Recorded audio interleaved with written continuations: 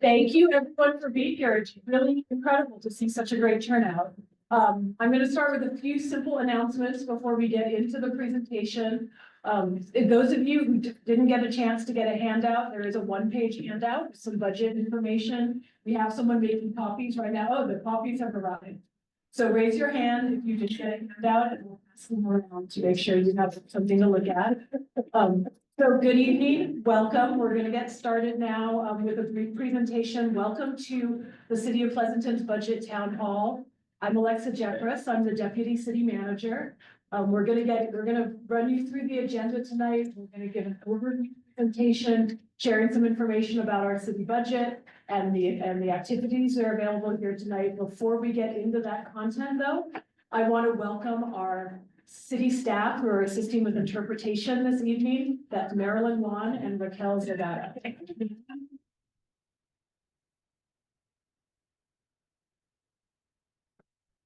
I'm going to do my intro in Chinese for anybody who needs us help here. Hello， 大家好，欢迎来到今天晚上的这个预算会议。然后呢，如果大家有任何中文翻译的需求，可以随时来找我。谢谢。Hi, my name is Raquel Zagara. I'll be translating in Spanish. Muy buenas noches, bienvenidos al presupuesto de la ciudad de Pleasanton. Si necesita ayuda en la traducción, me pueden encontrar atrás del salón. Thank you. Thank you very much, Marilyn and Raquel. So this is an opportunity this evening for the community to learn about the city's financial outlook and for you to provide us with some input on your budget priorities. We appreciate your time and participation in this important discussion. We're here till about 8 o'clock this evening. The presentation portion will just take about another 20 minutes or so, and then you'll get an opportunity to get up and move around the room.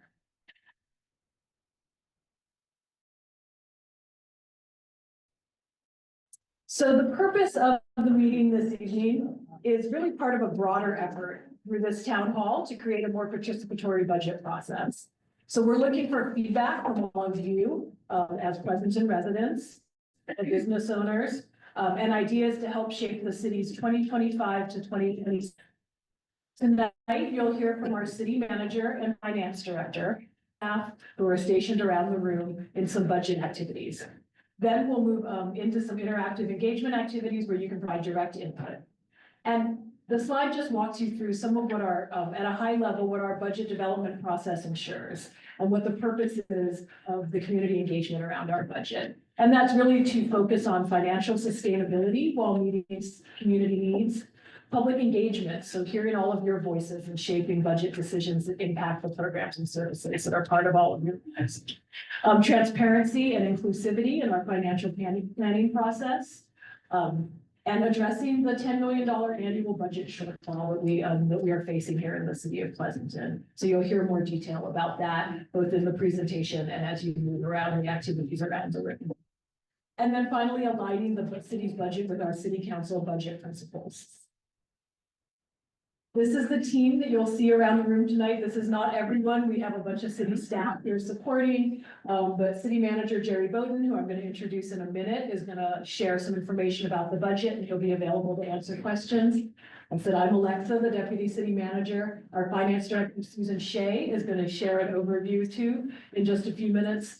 And then we have some staff from Civic Makers, Estelle, Britt, and Juliet are here. Staff. So here's the agenda that we're going to walk through this. So for the first 30 minutes, we'll be doing this presentation. We'll have a few minutes at the end for Q&A. We want to hear some questions from you. Then we'll spend the last 90 minutes on budget engagement activities. There's 3 activity stations around the room. You can see if you look around. I encourage you to try to start over on this side of the room with our informational section. This is where you can chat with some staff from our finance department. Learn about our city budget, the budget timeline, see the city council's budget principles, and then give us your feedback about what it is that you value services in Pleasanton. Over here on the other side of the room, you see these 4 posters on the wall. This is our budget our potential program reduction exercise. So this is where you can get some Post-it notes, get some dots, and the staff stationed over here will guide you through how to look at all the different potential program reductions that are up on the wall and give us your feedback and your thoughts about what you value and what you could, what opinions you have about what should or shouldn't be reduced. And then over in the middle, where our Mayor Jack Welch is standing, is the kids section. For those of you that have little ones, or if little ones show up, there's snacks, there's activities, there's some coloring books, because we want this to be a really inclusive event for families. If you have any of your kids in here, we welcome them to go and hang out back there. And there's an opportunity for them to share some of their ideas on their vision trees. So with that, I'm going to hand it over to City Manager Jerry Bowden.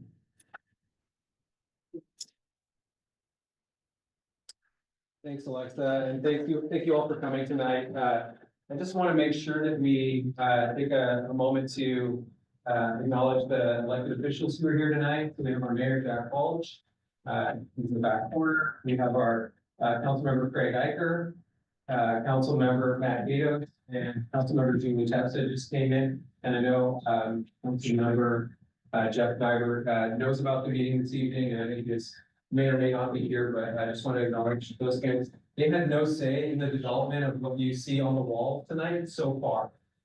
This is very much a process that involves community input. We have a budget advisory committee, and ultimately the city council will weigh in on where the reductions may or may not come and what level. So I want to make sure that it's clear that we do a 2-year budget process here in the city of Pleasanton. That means that what we're really talking about is the budget that would start on July 1st, 2025, and go for 2 years from there. The projected financial, the projected operating budget structural deficit is around $10 million. And what you're seeing tonight is a list of programs and services that will total around $14.5 million worth of reductions. So there's the reductions that are on the wall. There's a target that we're asking folks to think about and understand the magnitude of the structural deficit. I'm going to just talk to you really briefly because we've got this slide up about the fact that we're not alone. Cities all over the state of California are going through very similar conversations, some of them in our area. Unfortunately, we have some neighbors who are doing really well. And people like to compare to the city right next door. Dublin and Livermore are in a different financial position, and all cities are different. We do things that are different from the city of Dublin, the city of Livermore. And so I'd ask you not to compare to your neighbor, but to think about what we're talking about locally here in Pleasanton. There's a whole bunch of reasons that we arrived at the situation that we're in. COVID did not help the city of Pleasanton. Our mall suffered. So our 3 largest tax generators, and we'll get into this with our finance director here, property tax, sales tax, and hotel tax. Sales tax hasn't really did really well right after the pandemic because of car sales, but then it's sort of plateaued for us. Hotel tax has not come back to pre-COVID levels for us. And so when we think about our revenue sources, there's been some limitations. We also saw rising costs like you all did. So utilities, insurance, all the things that you're paying for and all we're paying for at the city. So those rising costs haven't helped us as our revenues have flattened out. So again, we're not in a unique situation. We did step back from all of this. We did a financial, our first more detailed financial forecast, where we actually dug in on a lot more of the assumptions and built that out in a more robust way. We did end up with a structural deficit that we're projecting, and there has been an independent financial assessment. There's a lot of work coming here in the next couple of weeks around the city's budget. I encourage you to stay engaged, keep watching the city council packets as well as the budget advisory committee meeting that's happening later this week. So we will develop a proposed budget, through this community process, but also things from the Budget Advisory Committee, which will ultimately translate into a recommendation to the city council. So encourage you all to share your thoughts, but know that the list that you see on the wall tonight is the starting point for this conversation. And then the other point that I'll make, and maybe I'll ask, can we advance the slides? Yep, Alexa's got it. So the city council did establish, some principles, that we are using to do our work. And there are a lot of things that you're gonna see tonight that involve the city's operating budget. We also have, some components to our budget. The capital budget is not really up for discussion tonight, so there are other moving pieces in all of this. Our facilities and capital, needs are also pretty extensive here at the city of Pleasanton. And we're really not talking about that in detail tonight, it's more about our operations, our programs. So with that, we just really briefly, share some commentary on these four, principles that the city council has established, and to our finance director, Susan Shea. So first one is community engagement and equity, and we really just want to make sure that what we're doing tonight is continues to happen throughout the process. We're transparent, open, we're inclusive, we want your input and your perspective as we go through these challenges. The long-term business stability is something that you'll have a lot of ideas about new revenue, about ways we could do our work that we want to consider, but we may not. So they're giving me the mic on my face. There may be ideas that you have tonight. Please write them down. There are patients around the room that will allow you to share your ideas and thoughts. Know that we're listening, even if we don't do them with this 2-year budget. There's just a limited amount of time for us to develop the budget and to get a balanced budget, which is really important in the state of California for cities. And so we will be working on a longer-term financial stability plan, which will roll right into that 2-year budget. We'll take a lot of the ideas that come from meetings like this, start to unpack those and evaluate those options. Infrastructure is a big deal for us here in the city of Pleasanton. We own a lot of stuff. We've hundreds of buildings, facilities, and over 100 buildings and facilities. We own hundreds of vehicles. Just maintaining the things that we have is really important, and we need to replace them when they need to be replaced. So we want to make sure that we have enough money in the budget for our near-term infrastructure needs while we come up with a program that lets us really plan for our future generations. And then protecting core and essential services. And that is where I'm going to end tonight, but it's also the crux of the conversation. You all will have very different values and perspectives on what's important to you and what relative to what the city does and relative to your day-to-day lives. And so that's why we want to hear from you. The list of things around the room, there's no thumb on the scale. Nobody was excluded from the conversation. Up there are fire department items up there, there's library and recreation items up there, there's recreational, not recreational, public works items and park items. So you're seeing a full range of city services, with nobody saying that one thing over another is at the stage of the process. So know that as you look at the list and you consider what's out there. And with that, I will certainly be available for questions throughout the night. I'm going to hand it over to Steve, our finance director, who will walk you through an overview of our financial situation. Thank you. Good evening, everyone. I will. Evening, we will focus on the general portion of our city budget. For the current fiscal year, the general fund revenues are budgeted at about 151 million. Our revenues are comprised of property tax generated from residential properties, sales tax generated from retail activities. Other taxes are generated from business and hotels, including business license tax and hotel tax. Sorry. No. Development services fees associated with finance services and building inspections, recreation fees generated from facility rentals, classes, special events, and special programs. Other revenues, and other revenues generated from, interest income or investment income, reimbursements and grants. Property tax is the city's largest revenue source, representing over 60% of the general fund revenue budget. Sales tax is the second largest revenue source, representing over 15% of the general fund budget. For general fund expenditures, the budget is over 153 million or close to 154 million for the current fiscal year. About half of the general fund budget supports public safety programs, and the second half of the general fund budget supports infrastructure and maintenance, economic development, and city services associated with recreation, libraries, planning services, and community development. Like other cities in California, we face financial challenges. The general fund is projecting an annual budget deficit of 10 million due to rising costs and revenue limitations. We have a 900 million infrastructure funding gap for the next decade. We need money to repair and replace streets and roads, buildings and facilities, parks and vehicles and equipment.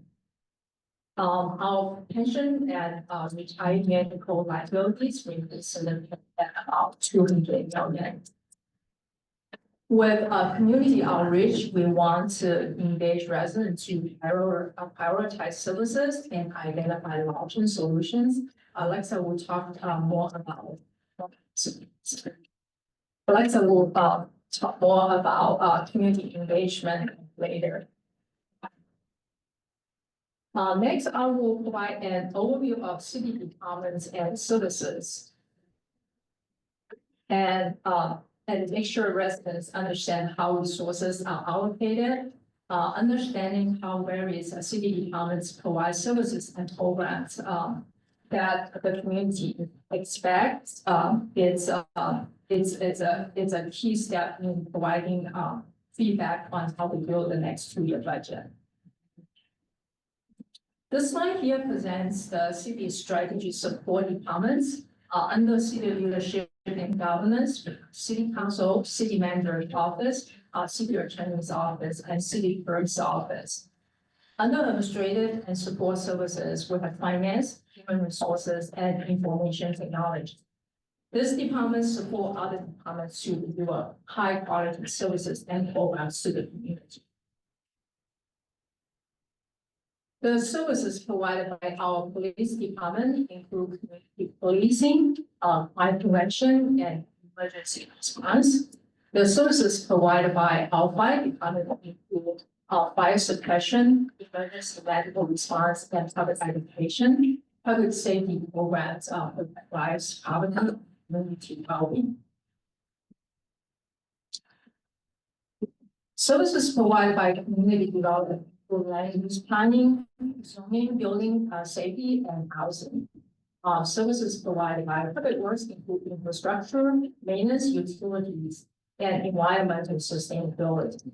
The programs implemented by these 2 departments ensure, we have a sustainable and thriving community. The city's library and recreation department provides a number of programs to the community, including community support and human services program. For example, library services include literacy programs, children's and teen events, and summer reading programs. We also offer senior programs and programs through the Firehouse Art Center.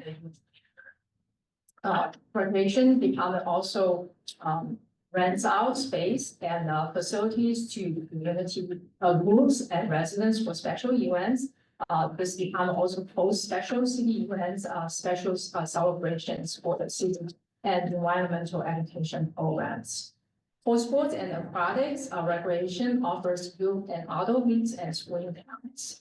All these programs help people to build connections for lifelong learning, recreation, and cultural enrichment. Next steps, the city will be hosting a number of meetings and budget workshops leading up to the final budget adoption in June.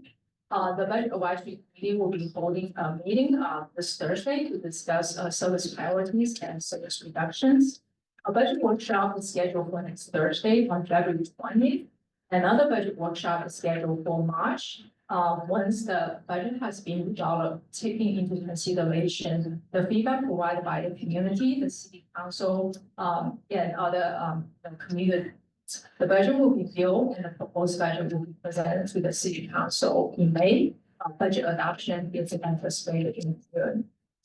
We encourage you to stay involved, attend budget advisory committee meetings and council meetings. Please also visit our website at pleasantbudget.com for the latest information. With that, I'm going to turn it over to Alexa to talk about the key engagement activities. Thank you, Susan. We're very close to the activity. All right, so I already walked you through this at a high level. Information station is over there on the left, on my left.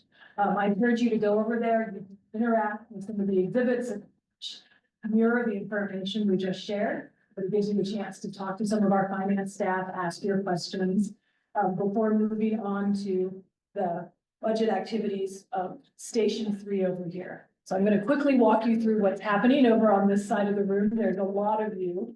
We probably won't be able to accommodate everybody around these activities, so I encourage you to get some information, talk to some of the city staff. But what we have happening here on the wall is we have 4 posters. These outline a number of potential service reduction areas. So this is areas where the city could make reductions to the programs and services in our annual city budget to achieve that targeted $10 million in savings. These are arranged into service areas that mirror the areas that Susan just presented.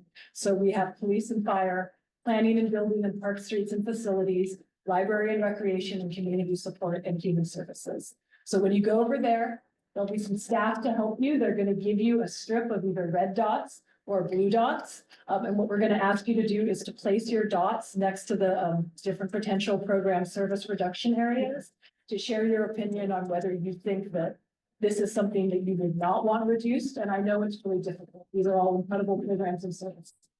So it's going to be hard to decide. We're asking that you look at the entire list and make a decision about knowing that we need to make some budget reductions. What are the program and service areas that you could imagine being reduced, whether you want it or it's something you think you can tolerate?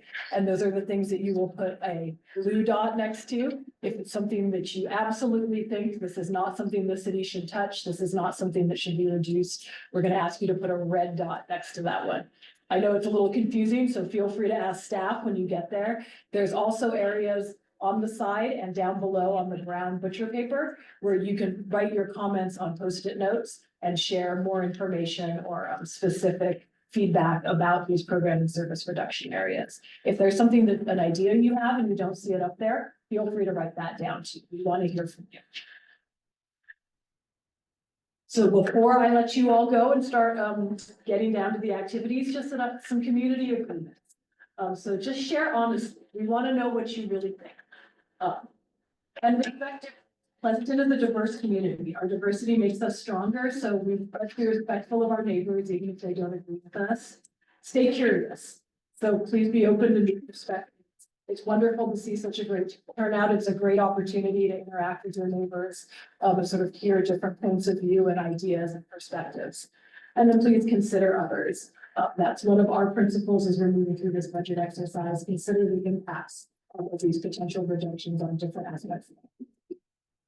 We do have a comment card, so please share your feedback. We want to know what you liked about this town hall, what worked, what didn't work, what would you do differently next time. As I said at the beginning, we're really trying to develop a more participatory budget process, so we want to hear your feedback on how to keep making it better. And then thank you for joining us. We're right at 6:30. I want to save a few minutes for questions. Does anybody have any questions? We're in the purple jacket. Yes.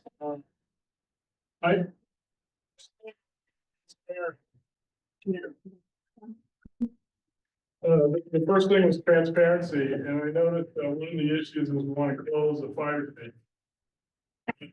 You provide statistics that we can understand, like how long it takes a fire station to respond, and if we cut a station down, will that time expand? And then how many actual fires are occurring in Pleasanton as opposed to emergency calls? Which would help us understand, that's a big number up there, both fires. Chief Joe Testa, respond. Hi, good evening. Thank you, Alexa. I'm Joe Testa, Pleasanton Fire Department Air Chief. Yeah, we have 5 stations in Pleasanton. They're strategically located around the city, with the goal of providing a fairly consistent maximum response time within the city.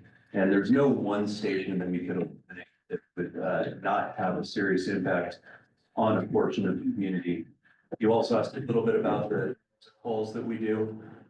We run about 17,000 calls a year right now. 3% of those are fires, so about 500 fires.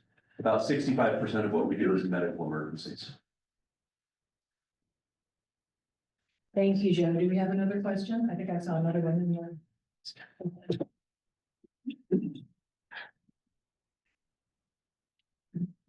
So at the introduction, you also mentioned that we will not be looking at the capital budget.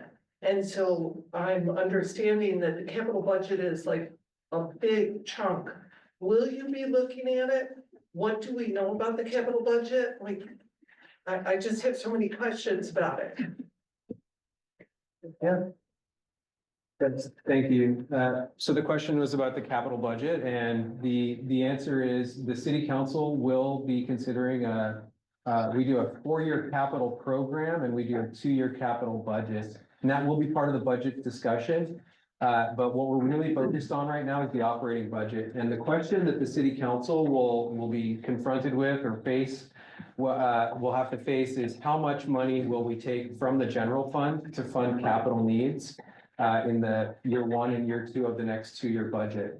And so there will be a discussion of capital. It's not what we're talking about tonight. It's very much programming services around the operating budget, but that we do have to adopt a capital budget as well as part of the 2-year budget process. And there will be public communication and conversation about that. Follow, will there be, to take money from the capital to fund the general? Yeah, so the question was, so there's a very small portion of the general fund currently that funds capital. So our target is about $5 million a year for for general fund money that goes toward capital purposes. So there's a lot of special revenue funds that take care of capital needs, like our road program. There's gas tax money, there's Measure B money from the county. There's all kinds of different ways that we do things with capital or for our capital program that are other sources of money. But our goal every year for the general fund is $5 million. We've been putting a lot less than that, closer to $2 million in the last few years.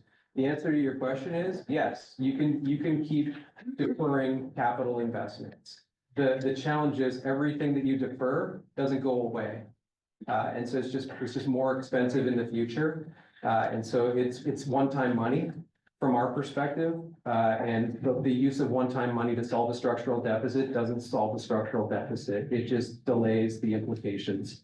So the answer to your question very directly is yes, the council will have these options in front of them and we'll look at the consequences of not meeting that $5 million target for another year or two. As we continue to figure out how to pay for all the things that we need to pay for. Thank you.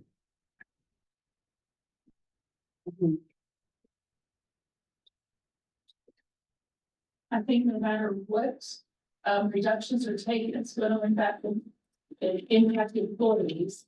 I'm currently working with employees and the unions to figure out how this is all going to Yeah, so the question was about whether or not we're working with employee unions. Our Leader Scoggins is here, our Human Resources and Labor Relations Director, and she can help answer that question.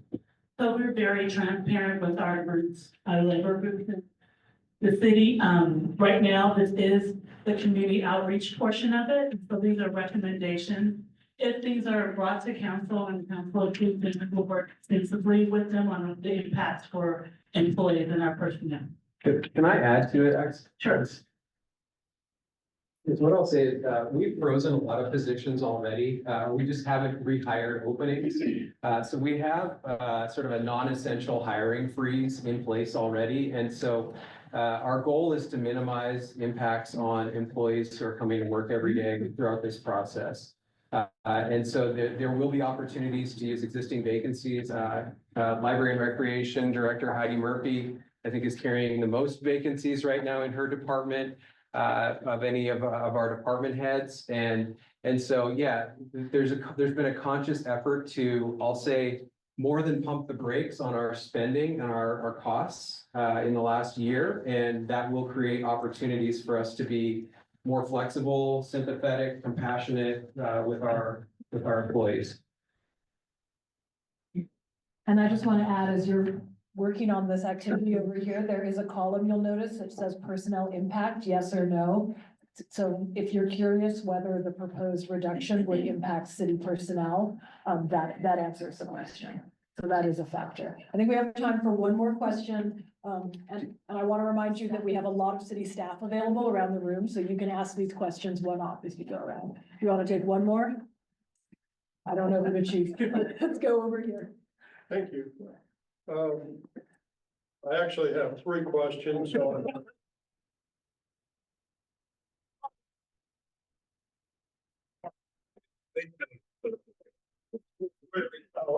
Formula, I think, is the most important. One of the slides in the deck talked about $200 million of unfunded liabilities for pensions and so forth. Is that figured into the $10 million annual shortfall, or is that just hanging out mid-air somewhere? What's the question? You've got $200 million in unfunded liabilities for pensions and other items. Is that figured into the $10 million of shortfall on an annual basis? So, part of our operating budget involves paying for our pension and other post-employment benefits. And so, a portion of that is factored in. The amount that we know of, the amount that we're targeting to budget is built into that structural deficit, and pension costs are part of the issue that the city is facing. Thank you. Thank you. I think we're going to wrap up the presentation portion. Thank you all for being here, and encourage you to get started moving around the room. And if you have more questions, feel welcome to ask them. Thank you.